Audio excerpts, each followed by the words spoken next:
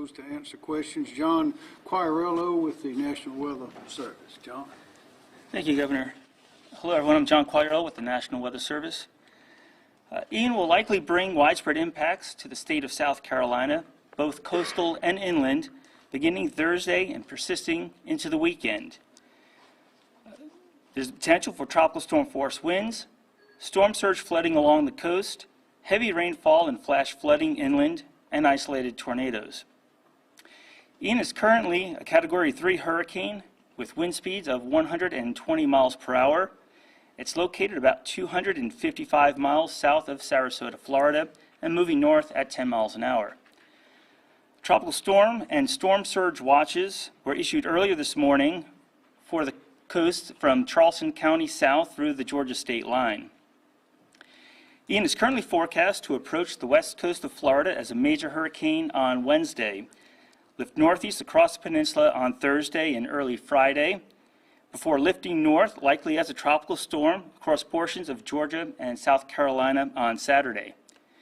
Given uncertainty in the track, it's certainly possible that Ian could cross Florida into the Atlantic before turning north and directly impacting the coast.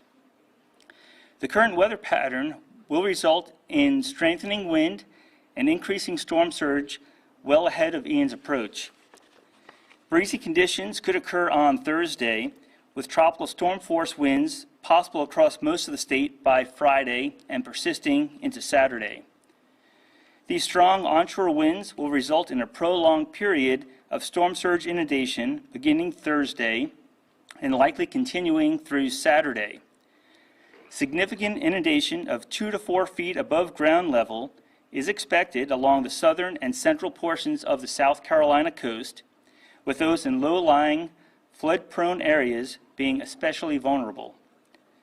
Periods of heavy rainfall late Thursday through Saturday could produce flash flooding inland from the coast and perhaps landslides in the higher elevations in the upstate of South Carolina. Please remember not to focus on the category of the storm, but rather the forecasted impacts, which again could be significant across much of the state late this week into the weekend. And we remind everyone to stay tuned to changes in the forecast. You could go to hurricanes.gov, which is the National Hurricane Center, or from your local Weather Service office. Thank you. Thank you. And we'll answer questions, everyone, when we get through with these first preliminary remarks. The main thing I want to assure all South Carolinians is that we are fully prepared. The people you see here are part of a much larger team that includes people in the counties and national observers as well, but we are fully prepared for whatever comes. These very people that you see here, you've seen them all before. We've been through a lot of hurricanes and tornadoes and other storms together, and we are fully prepared, and we'll be making announcements as necessary. And we would urge everyone, again, as we always do, to get your information from official sources, which is not always social media. We want to try to be sure that our people are well informed. We don't want to unduly interrupt the schools or the businesses in their normal activities, their normal daily activities, but we know that we're going to have a lot of water. We're going to have some wind. To be a tropical storm, you have to be at, I think, 37 or 39 miles an hour. And the hurricanes, you know, are much faster than that. But we know that we're going to experience some rough weather. And we'll be making announcements as necessary, full announcements when the time comes. So stay tuned. Again, we have the probably as experienced a team as there is, and great assets in our state, and so we'll keep everyone informed, and we're ready. So at this time, we'll start with Director Ken Stinson, if you please. Yes, sir. Yeah, Kim Stinson, Director, South Carolina Emergency Management Division. My first point really is echoing what the governor's already said, is that Team South Carolina has had a great deal of experience preparing for, responding to, and recovering from hurricanes and tropical storms over the last several years. And this is one of our greatest strengths. We're closely monitoring Hurricane Ian forecasts and working closely with local authorities, county emergency managers, our state partners, and obviously the National Weather Service to respond to the storm. We started conducting daily coordination calls with the local authorities, county emergency managers last Sunday to identify any issues or unmet needs.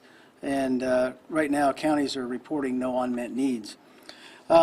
However, we have a logistics system in place to assist local authorities should the need arise. And that system was most recently validated extensively during COVID operations.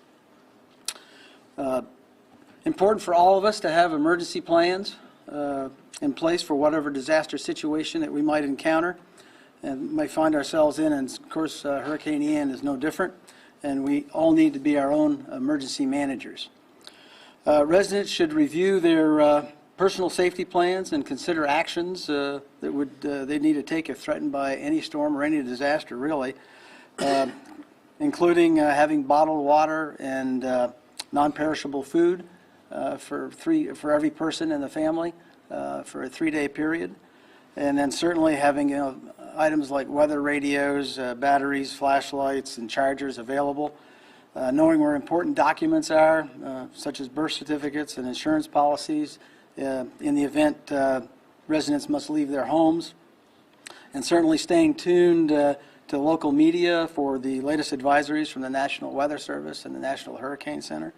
And then, as the governor said, following trusted, verified sources for the latest news, and be prepared to follow the instructions of state and local public safety officials.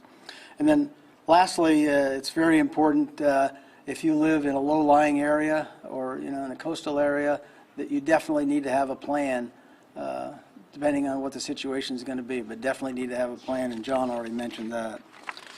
And to help with planning, we encourage all our residents to visit our website at scemd.org. It's got a wealth of information in there for individuals, families, and businesses in preparing for emergency situations. We also have our South Carolina Emergency Manager app. It's also a great tool, which includes a module that allows citizens to create their own personal plan. And then finally, we need to remember collectively here in the state that hurricanes and tropical storms are not just a coastal event. The effects of a hurricane or tropical storm can be felt throughout South Carolina, and right now that's what it's forecast to be, is all our residents will be impacted in some way, either through rain or wind. Thank you. Okay, thank you. Nanette Edwards, Office of Regulatory Staff. Thank you, Governor. Nanette Edwards. I'm the Executive Director for the South Carolina Office of Regulatory Staff. We work with utilities and fuel suppliers. Right now, based on the information that you've heard, the utilities are preparing. Right now, they're anticipating some sporadic outages. So we urge you to prepare for that possibility, as outlined by Mr. Stinson. If you are a medical needs customer and you are reliant on power, we would recommend that you look at making some alternative arrangements as you track the trajectory of the storm. With regard to fuel supplies, we are in good shape. We are not anticipating any issues with fuel. Thank you. Thank you. Dr. Simmer? Thank you, Governor. Good afternoon, everyone. I'm Dr. Ed Simmer, Director of the South Carolina Department of Health and Environmental Control. We are working with our healthcare facilities, dam owners, and drinking and wastewater systems across the state to ensure everyone is ready for this storm and that we minimize the impact on the people of South Carolina. Specific to dams, we are working together with other state agencies and local authorities and dam owners to make sure our dams are safe. We just put a news release out yesterday with some guidance for dam owners. Specifically, we want them to make sure their spillways are clear of any debris so that they can work if they do get excessive water behind their dam, and also to consider lowering the water level in their dam if needed to, again, allow for increased water with the great amount of rain that we're likely to get. Certainly, before lowering the water level, please coordinate with other dam owners on that same watershed, with folks who are downstream from the dam. And very importantly, make sure you're monitoring your dam throughout this event. And if you think your dam is at imminent risk of failure, First of all, please call 911, notify local authorities, notify those who are downstream, and then also contact DHAC. We have dam inspectors on duty. They're out in the state right now checking some of our high-risk dams. They will be available immediately after the storm. If you think you have problems, they'll be available to come out, help you, provide technical assistance to ensure we do not have any negative impacts. Also, please visit our website, scdhec.gov/dams, which provides more information about how to manage dam safety. And again, if you have any questions, please reach out to us. We're here to help. Thank you. Okay, thank you, Dr. Siller. Well, again, we urge everybody to think ahead and be prepared. The time to get ready is now. We don't know what's coming or when, but I'd remind everybody when we speak of a plan, that is, know if the hurricane arrives at your front door, you need to know ahead of time where you're going to go, when you're going to go, who's going to be there, what you're taking with you, where are your important papers, insurance policies, what do you do with your pets, your animals, what do you tell your relatives, all those kind of things. Take whatever medications you need. These are the things that you need to always be prepared in case of any sort of emergency. But here's one that may be coming to our doorstep. So, are there any questions from anyone here? Governor, are there any plans for the schools this coming Friday? Any closing of schools or anything? Well, we are, of course, in contact with the Department of Education, but those decisions will all depend on what's happening. We have the people in the county areas that are in contact as well. But we've been in contact with Clemson and Carolina about the classes and activities. But everybody's watching now. We really don't know what is going to happen. But again, we need to be prepared and be watchful. Governor, have there been any plans made related to potential evacuations of low-lying areas near the coast? We haven't made, well, the plans have already been made. You can find those on the website that Mr. Stinson mentioned to find your route, find how to get out of wherever you are, know the roads, and also remember, listen to the official sources. Don't follow those social media posts because a lot of times they're in error. But those plans are ready. They have not been activated. We haven't started blocking roads or closing anything like that. We may not have to. I hope we don't have to. But those are the things that everyone needs to be prepared about. Governor, if the call is made to evacuate, when do you expect that call to be made? It'll be made when necessary. We don't know when that's going to be because we still don't know exactly where the storm is, where it's coming, when it's going to get here. We know it is going to arrive. We know we're going to have some flooding. We know we're going to have some high water. That's already been mentioned, but beyond that, it's too early to say. If it does go over the Atlantic, how strong can the storm get? I guess that's a question for John. If it does emerge into the Atlantic, on the current track that's out there, on the current forecast out there now, it's still forecast to be a tropical storm. But certainly whenever the tropical system is out over warmer waters, it has the potential to at least maintain intensity or maybe even strengthen a little bit. So it's something we'd want to closely monitor if it does make it into the Atlantic. How long is it there? What are the conditions like? Are they favorable for it to maintain its intensity, or is it still going to weaken some? And we just don't have those answers just yet. It's something we'll kind of continue to monitor here over the next day or two. But, whether it stays inland or does move over the ocean, I think for the most part the impacts are generally going to be the same. We're going to see some, storm surge inundation along the coast. We're going to see some stronger winds. We're going to have the heavier rainfall. So I don't think it's so important to focus on the exact track or the exact intensity, really focus on those impacts. And again, I think everyone in the state needs to be prepared. You're not going to see all of those potential impacts, but the potential is there for the rain, for the wind, for the storm surge if you're along the coast, and maybe even some isolated tornadoes for eastern parts of the state. So again, I think everyone should be prepared. Don't focus so much on the intensity of the storm or the exact track. We're fairly confident we're going to see impacts from the system. Do we have any expectation as to the extent of damage on buildings or infrastructure? Based on the current forecast now of tropical storm force winds, you typically wouldn't get much damage to well-built structures. Certainly with those kind of wind speeds, we could see down trees and power lines, outdoor loose objects blown around, things like that. It's, we start getting to the hurricane force winds where we start getting a little bit more concerned about damage to actual structures. But something people could do now is take in any loose objects, lawn furniture, anything that could blow around pretty easily. Be prepared for maybe some power outages if, trees fall on power lines, or maybe some roads might be temporarily blocked if trees do come down. Those are the things that people can plan and expect, I think, at this point. This might be a question for the governor then. Understanding that that might be forthcoming, I guess what have we put in place to perhaps speed a cleanup or prepared for the cleanup in the aftermath? But we are prepared for that with General or Kim, it's yourself. Sure.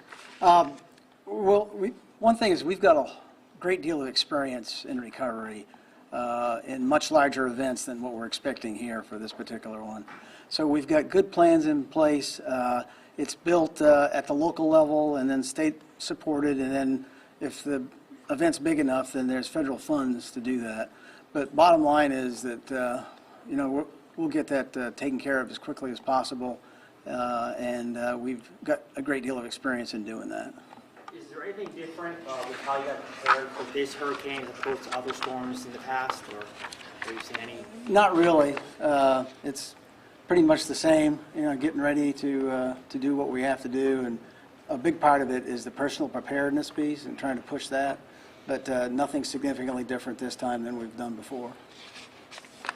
More questions?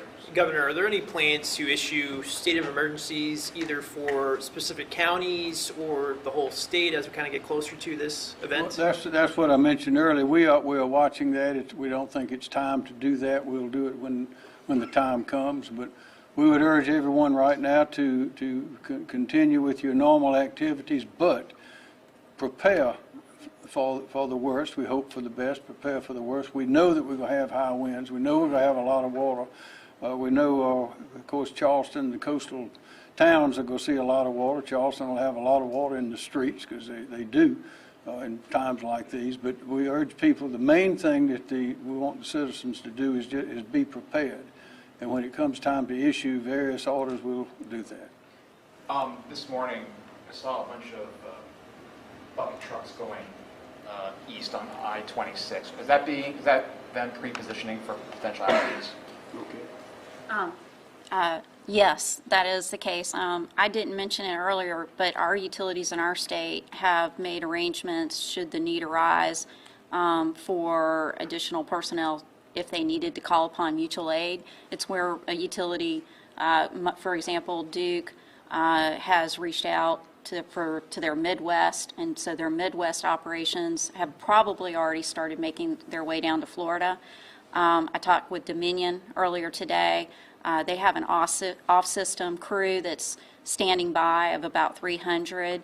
If they end up not needing those crews would be released to go down to Florida. More questions?